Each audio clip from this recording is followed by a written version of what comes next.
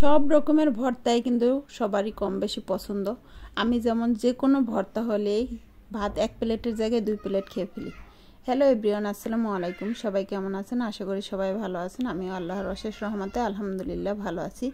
চলে আসলাম নতুন একটা ভিডিও নিয়ে। আজকের ভিডিওটা হচ্ছে চেপা শুটকি দিয়ে বেগুন ভর্তা। এটা ভুনাও বলতে পারেন, ভর্তাও বলতে পারেন। আমি কিন্তু এটা ভর্তাই বলবো। এই যে চুলায় একটা প্যান বসিয়ে দিয়ে দিয়েছি। প্যানে আমি 2 চামচ পরিমাণ তেল দিয়ে দিয়েছি। তেলটা একটু গরম হয়ে গেলে এবার 3টা চেপা শুটকি আগে থেকে ধুয়ে পরিষ্কার করে রেখেছি, ওটা দিয়ে দিয়েছি। এই যে এবার হালকা একটু তেলের মধ্যে নেড়ে চেড়ে নিচ্ছি। তেলের মধ্যে ভালোভাবে নাড়াচাড়া হয়ে গেলে এবার একে একে মশলাগুলো দিয়ে দেব। এখানে আমি পেঁয়াজ দিয়ে দিয়েছি 1 কাপ পরিমাণে। পেঁয়াজটা দিয়ে ভালোভাবে নেড়ে চেড়ে নিচ্ছি। পেঁয়াজটা হালকা লাল লাল হয়ে গেলে এবার আমি এখানে একে একে রসুন বাটা দিয়ে দেব।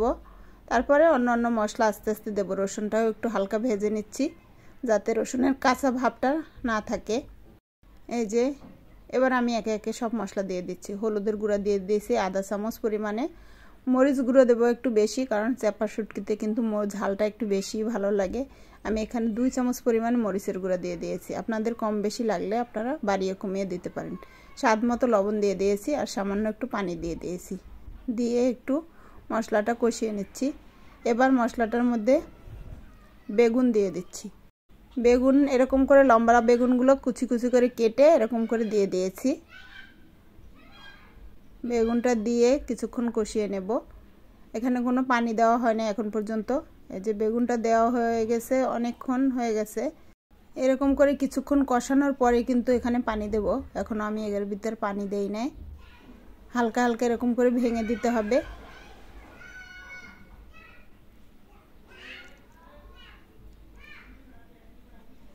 এবার আমি এখানে পানি দিয়ে দিচ্ছি, আধা কাপ পরিমাণে পানি দিয়ে দিয়েছি। বেগুনটা তো খুব তাড়াতাড়ি সিদ্ধ হয়ে যায়, তাই আমি অল্প একটু পানি দিয়ে দিয়েছি। পানিটা দিয়ে ভালোভাবে নেড়ে দিচ্ছি। আর সবসময় আমি একটা কথা বলবো যে আমি যে কোনো তরকারিতে কিন্তু গরম পানি ব্যবহার করি। এবার কিছুটা ধনেপাতা কুচি দিয়ে দিচ্ছি।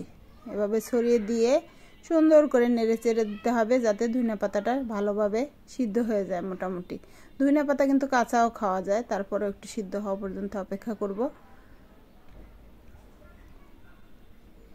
এবার হচ্ছে আমি আলু মেশ করে যে একটা আছে ওটা দিয়ে আমি সুন্দর করে এরকম করে একটু ভর্তার মতো করে দেব যাতে মাছ আর বেগুনটা সুন্দর মতন মিশে যায়।